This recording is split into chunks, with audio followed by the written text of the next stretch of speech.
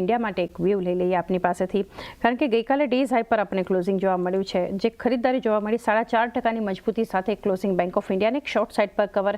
એફએડોમાં પણ તમે જુઓ તો ટોપ ગેનર્સમાંથી એક હતું બીઓઆઈનું સ્ટોક. કઈ રીતે તમે જોઈ રહ્યા છો સેટઅપ ઓફ ઇન્ડિયામાં? અગર આપણે જોઈએ તો કાલના દિવસમાં પ્રાઇસ વોલ્યુમ બ્રેકઆઉટ આપણને બનતું જોવા મળ્યું છે. છેલ્લા ઘણા સમયથી આપણે જોઈ રહ્યા હતા કે પ્રેશરમાં કારોબાર થતો જોવા મળ્યો હતો. 128 થી આપણને કાઉન્ટર સ્લિપ થતું જોવા મળ્યું ટુવર્ડ્સ 108.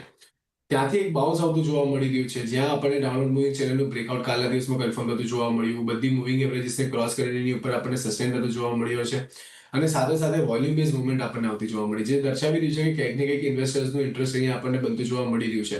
નીચેની સાઈડ પર 114 ની આસપાસના લેવલ છે, જે સ્ટ્રોંગ સપોર્ટની જેમ કામ કરતા જોવા મળી શકે છે. ઉપર સાઈડ પર વાત કરીએ તો 125 થી લઈને 130 સુધીના લેવલ્સ આપણને બેંક ઓફ ઇન્ડિયામાં બનતા જોવા મળી શકે છે. તો એક ઓવરઓલ એક પોઝિટિવ આઉટલુક સાથે તમે બેંક ઓફ ઇન્ડિયાને વોચમાં રાખીને ચાલી શકો છો.